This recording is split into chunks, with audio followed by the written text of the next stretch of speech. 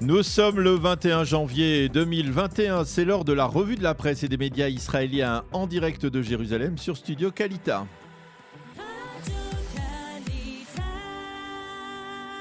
On retrouve Daniel Haïk à Jérusalem et ce matin, Daniel, la presse israélienne se met donc presque entièrement aux couleurs des États-Unis. Oui, Ilana, et c'est la cérémonie d'investiture de Joe Biden qui fait très largement les manchettes de l'ensemble des quotidiens israéliens. Le Yediot Aharonot oublie même qu'il y a encore d'autres problèmes importants en Israël et consacre toute sa une à l'arrivée de Biden à la Maison-Blanche. Boker Tov America, bonjour l'Amérique, titre le grand quotidien ce matin sur toute sa première page.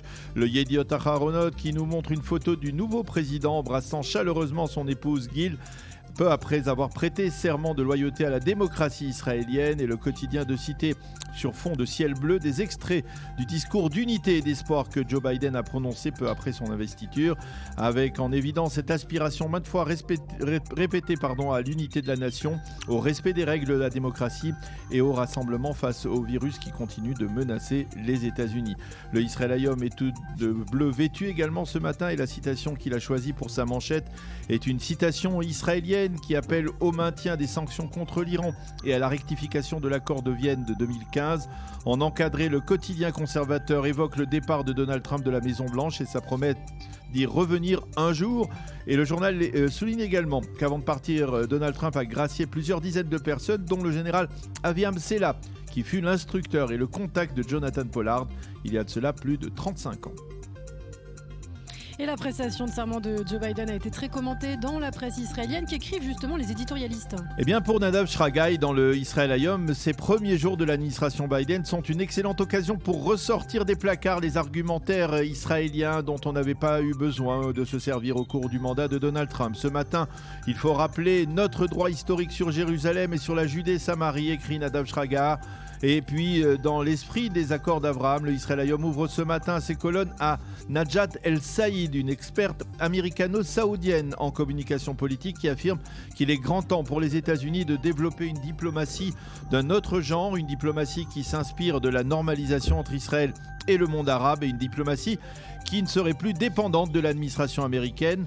Ben Dror Yemini, dans le Yediot Aharonot, en page 2, écrit qu'Israël a bien besoin de Joe Biden bleu et blanc, qui appellerait à l'unité au sein de la nation israélienne, qui aspirerait à calmer les esprits et qui serait porteur d'espoir. Pour Nadav Eyal, Joe Biden a donné hier le coup d'envoi de la campagne de restauration nationale des États-Unis, sans toutefois éviter de mentionner ces mensonges qui ont été monnaie courante selon lui dans la précédente administration. Pour Shimrit Meir, la spécialiste du monde arabe du Yediot Aharonot, il ne fait aucun doute que certains régimes arabes recevront de Joe Biden une relation bien plus distante qu'il n'en avait avec Donald Trump. Quant au Haaretz de ce matin, il annonce en page d'ouverture que dès son arrivée à la Maison-Blanche, Biden a signé une série de décrets qui annulent l'essentiel de la politique de son prédécesseur.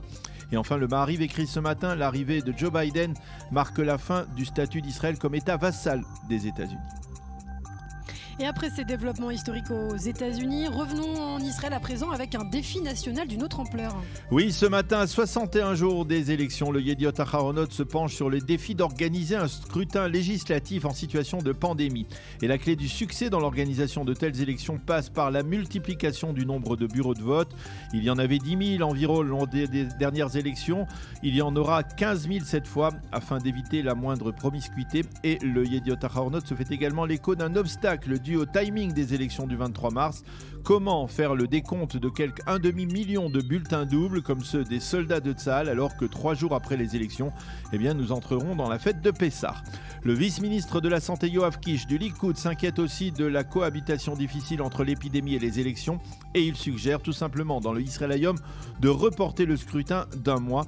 Pour ce faire, la Knesset doit voter à 4 reprises des amendements avec une majorité des 2/3, ce qui paraît totalement surréaliste dans la conjoncture actuelle.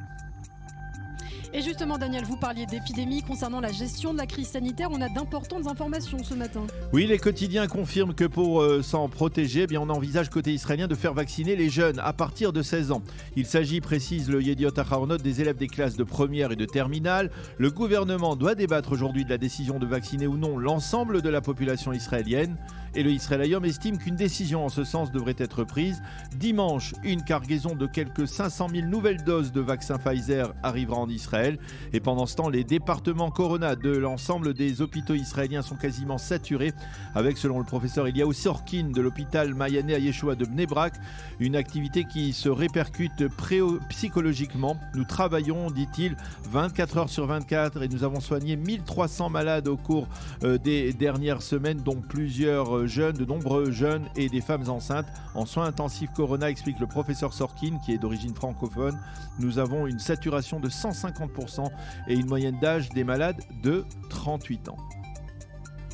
Et puis dans le reste de l'actualité, les quotidiens et les sites d'information israéliens se font ce matin l'écho par ailleurs du rapport annuel sur l'antisémitisme à travers le monde. Oui, un rapport publié chaque année par l'Organisation sioniste mondiale qui révèle un développement positif et un autre plus inquiétant. Le développement positif, c'est la baisse du nombre d'actes de violence antisémites physiques constatés durant l'année 2020, certainement entre autres en raison de la pandémie.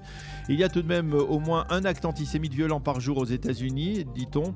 En 2020, aucun juif n'a été assassiné pour des motivations antisémites selon ce rapport, mais le rapport mentionne également une augmentation constante du nombre de posts antisémites sur les réseaux sociaux. L'Autriche est l'État européen dans lequel on a constaté le plus d'actes antisémites, 300 au total. La directrice du département de la lutte contre l'antisémitisme à l'Organisation sioniste mondiale a exprimé sa crainte que dès l'année prochaine, après la fin de la pandémie, on assiste à nouveau à une augmentation très nette du nombre d'actes antisémites violents. Et avant de clore ce journal, Daniel, on terminera cette revue de presse avec le Israël Hayom, le journal qui évoque ce matin la fête de Tou Bishvat, le nouvel an des arbres. Oui, un rappel original, puisque pour nous parler du renouveau de la nature, le quotidien gratuit a interrogé des jeunes Israéliens dont le nom de famille ou le prénom est un nom d'arbre, comme Alon, le chêne, Zaït, l'olivier, Tamar, la date ou encore Tehéna, la figue. Ainsi, Eran Zaït affirme que son nom lui donne le sentiment d'être éternel, comme l'est l'olivier, ou encore Shani Alon qui révèle que la nature fait partie de l'ADN de toute sa famille. C'est la fin de cette revue de la presse et des médias.